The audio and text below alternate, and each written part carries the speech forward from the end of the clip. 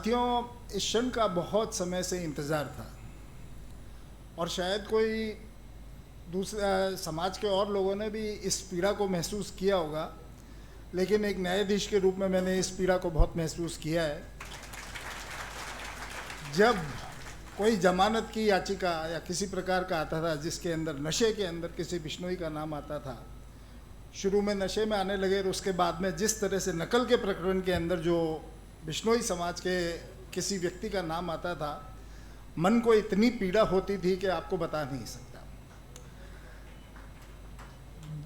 मैं शायद यहाँ पे कुछ समाज के लोग भी मुझसे नाराज़ होंगे या वकील भी नाराज़ होंगे कि ये एनडीपीएस के मामलों में, तस्करी के मामलों में बहुत सख्त रहते थे और नकल के मामले में तो मुझे इतनी खून में उबाल होता था कि इस आदमी को ज़िंदगी भर कभी बाहर नहीं आना चाहिए, लेकिन ठीक है, जमानत उनको भी मिलती है, सब कुछ होता है।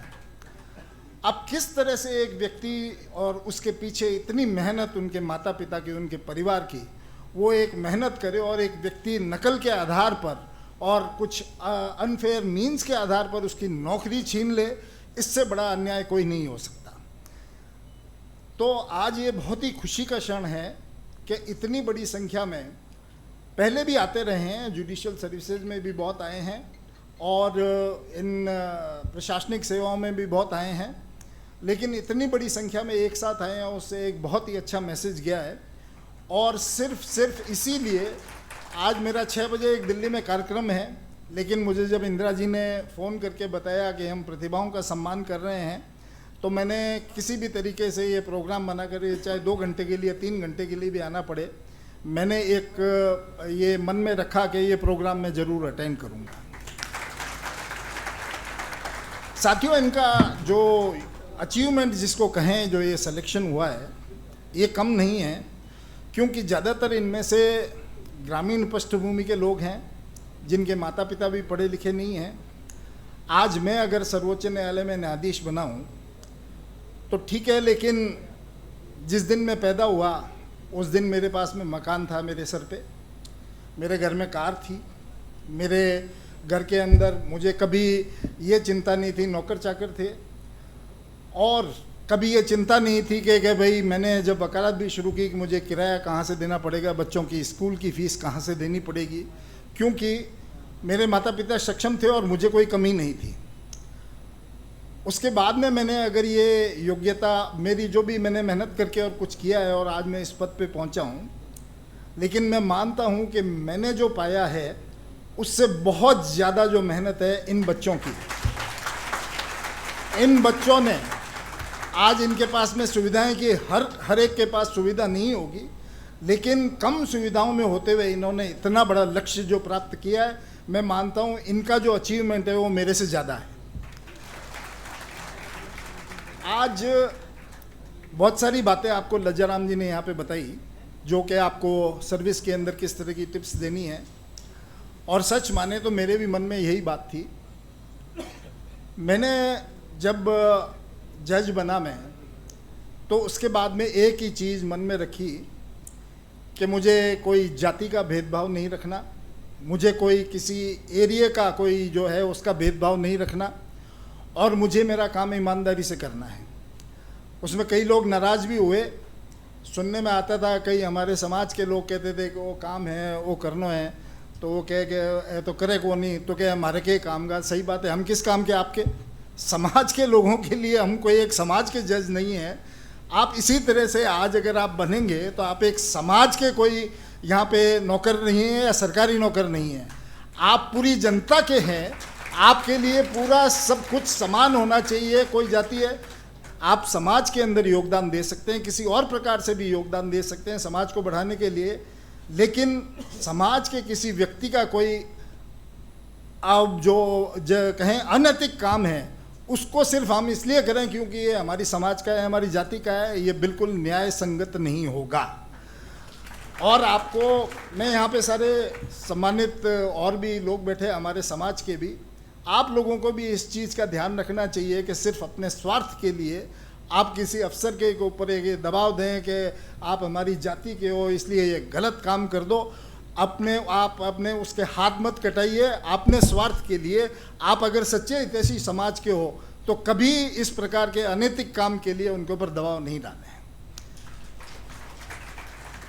आपका बिल्कुल सही बात है कि आप अपनी रेपुटेशन इस सरकारी नौकरी में इस तरह की बनाएं कि आपको फिर इन नेताओं के पास में जाने की ज़रूरत ही नहीं पड़ेगी। आपको अपने आप पिक करेंगे कि ये अफसर यहाँ पे कौन सा अच्छा है। हो सकता है कि ज़िले के अंदर 10-20% जो है वो सिफारशी अफसर लगते होंगे, लेकिन सही काम जो करता है वो अफसर जो बहुत ईमानदार होता है और सही जो समय पे करता है उसी को करते हैं, उसी को लगाते हैं। इसलिए आप इनके भरोसे इतना मत कीजिए। और इनकी भी एक मजबूरी है। इनके पास में कोई भी आएगा, गलत होगा सही होगा, इनके पास में आएगा ये आपको फ़ोन ज़रूर करेंगे। इनकी मजबूरी है, इनको वोट लेने हैं, ये करेंगे। इसलिए इसकी चिंता की आपको ज़रूरत नहीं है। आप इनका फ़ोन आए, आप सुने, बड़ी सम्मानित तरीके से इनसे बात करें। आप मान के चलिए कि 95% केसेस में इनको पता भी नहीं होगा कि मैंने किसकी सिफारिश की थी, क्यों की थी, उसका काम होगा या नहीं होगा, इनको कोई मतलब नहीं है। ये मान के चलिए, मैं आपको बता रहा हूँ। इसलिए इनसे इतनी आपको डरने की ज़रूरत नहीं है। और अगर ये समाज के इतने हितैषी हैं और कभी आपके ऊपर कोई संकट आएगा कि भाई ट्रांसफ़र पोस्टिंग का, तो अपने आप करेंगे, फिर समाज के किस काम के? ये नहीं, तो ये नहीं करेंगे तो कौन करें? इसलिए आप इनकी इतनी चिंता मत करें कि अगर इनकी बात नहीं मानी तो ये नहीं करेंगे तो जनता अपने आप इनको जवाब दे देगी। आप इसकी चिंता मत करें। तो मैं यही आपको बता रहा हूँ कि इतना बड़ा जो एक संदेश हमारे समाज की तरफ से गया है। देखो साथियों, कि एक बहुत बड़ी बात है क्या है कि जिसके अंदर हमारे समाज में, चाहे अपराधी हो, जिसने अपराध से पैसा कमाया हो या गलत तरीके से पैसा कमाया हो, हमारे समाज की एक बड़ी गलती है कि हमने उनको रिकॉग्निशन दिया है, हमने उनको एक मान्यता दी है।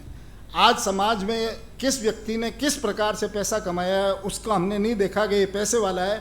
उसको हमने कहा आप आओ आगे बैठो, ये हमारे समाज के बहुत बड़े, इन्होंने बड़े पैसे वाले हैं, ये यहाँ पे इतना इन्होंने चंदा है। वो जेब में 5, 10, 50 हज़ार रुपये रखते हैं, कहीं जा कर के 50 हज़ार 10 हज़ार रख दिए और उसके बाद में कि साहब ये बहुत बड़ा आदमी है, ये इतना पैसे वाला है। कैसे पैसे कमाए हैं, क्या किया है, इसकी तरफ हमने ध्यान नहीं दिया। ये समाज की बहुत बड़ी गलती है कि हमने इस तरह के लोगों की मान्यताएं दी हैं। आज समय आ चुका है कि हमको इस तरह के लोगों की मान्यता नहीं देनी है। आप पैसे किसी भी प्रकार से कमाए होंगे, पैसा सब कुछ नहीं होता। मैं वकालत करता था, जब मैं आज जो मेरी तनख्वाह है उससे मैं 5, 6, 10 गुना ज़्यादा कमाता था। लेकिन मैंने अगर जजी का ये किया है तो मैंने ये नहीं देखा कि मुझे पैसे का नुकसान होगा। पैसे का नुकसान हो, और किस बात का पैसे का नुकसान? एक अच्छी आम तनख्वाह के अंदर आम जीवन में आराम से बहुत अच्छा गुजार सकता हूँ और गुजार रहा हूँ। मुझे इसकी ज़रूरत नहीं है कि मुझे इतने ज़्यादा पैसे की ज़रूरत है। इसलिए आप इस बात का ध्यान दें, आप ईमानदारी से और एक मतलब बिना भेदभाव के अगर आप काम करेंगे, आपको एक रेपुटेशन बनानी है कि अफसर हो तो फलाने बिश्नोई जैसा हो, और लोग आपके पीछे ये बात करें। कहीं ज़रूरत हो कि एक बहुत अच्छा अफसर चाहिए तो सीधा नाम आए कि अच्छा फलाने बिश्नोई को आप लगा लीजिए, वो बहुत सीधा और बहुत ही ईमानदार और बहुत ही न्याय संगत व्यक्ति है। यही मैं आज आपको दे रहा हूँ। एक सुनहरी हवा का एक झोंका है हमारे समाज के अंदर। मैं उम्मीद करता हूँ कि हमारे समाज के जो युवा हैं वो इस बात से बहुत बड़ी प्रेरणा लेंगे और ये आगे भी ये क्रम जारी रहेगा। आज आप राजस्थान प्रशासनिक सेवा में आए हैं, बहुत सारे जो हमारे यहाँ पे होनहार प्रतिभागी हैं, इनका लक्ष्य होगा कि ये आगे IAS के अंदर भी जाएंगे और UPSC के अंदर भी करेंगे। आप तैयारी कीजिए, आप हिम्मत रखिए, हौसला रखिए, ये मुकाम भी आपको ज़रूर मिलेगा। आज एक बात कुछ जो है हमारे वास्तव में कमी है कि आज हमें जो केंद्र में हमें आरक्षण प्राप्त नहीं है और उसकी वजह से काफ़ी हमें जो इसका रहता है। लेकिन ठीक है, ये स्थिति है। हम मान के चलें कि अगर दूसरी कोई सामान्य जाति के व्यक्ति को भी नहीं है, लेकिन उसके बाद में भी वो चाहे बनिया हो, ब्राह्मण हो, दूसरी जाति के व्यक्ति भी तो इसके अंदर सेलेक्ट होते हैं। तो हम यही मान के चलें, गुरु महाराज की कृपा हुई तो आगे ये भी कभी मिलेगा हमें केंद्र के अंदर आरक्षण। लेकिन इससे हमें हौसला नहीं हारना है और एक समाज में इसी प्रकार का संदेश देना है कि बिश्नोई, जहाँ पे लोग कहते हैं कि पहले जब कोई एक सफ़र होता था उसके अंदर कोई एक बिश्नोई होता था तो लोग कहते हैं कि हिनानी बैठो है आपने डर को नहीं भाई। अब हमें उसी वापस इस धारणा को हमें वापस लाना है और आप सब लोगों का बहुत बहुत सम्मान और बहुमान। आपने फर्स्ट रैंक से लेकर के बहुत नीचे सभी रैंक तक आदमी आए हैं और आगे भी आप मेहनत करेंगे। जिनकी अगर कम रैंक आई है तो कोई बात नहीं, अगली बार फिर मेहनत करेंगे तो आगे अच्छी रैंक पाएंगे। मैं इन्हीं सब बातों के साथ में आप सब लोगों का बहुत बहुत धन्यवाद देता हूं और समाज को कहता हूं कि इन लोगों को पलक पावड़ों पर बिछा कर रखें। ये आपकी जिम्मेवारी है कि इनकी इज्जत और इनकी जो रेपुटेशन पे किसी प्रकार की आंच नहीं आनी चाहिए, ये पूरे समाज की जिम्मेवारी बनती है। आज इतनी बड़ी संख्या में सब लोग पधारे, मैं माफ़ी चाहूँगा कि मुझे वापस निकलना है, मैं ज़्यादा समय दे नहीं सका, लेकिन आशा करता हूँ कि इस प्रकार के अलग कभी भी कार्यक्रम होंगे तो मैं ज़रूर उसके अंदर ज़्यादा समय दे सकूँ। बहन इंदिरा जी का बहुत बहुत आभार, आपने एक ये इस प्रकार का सोच रखा और एक समाज में एक बहुत अच्छा एक उदाहरण प्रस्तुत किया है इस तरह के सम्मान कार्यक्रम को करके। और आगे भी आशा करता हूँ कि इस प्रकार की प्रतिभाएं चाहे किसी भी क्षेत्र में हो, चाहे तो साहित्य में हो, चाहे पढ़ाई के अंदर हो या इसके अंदर किसी भी प्रकार से हो, इस प्रकार के आयोजन होते रहेंगे।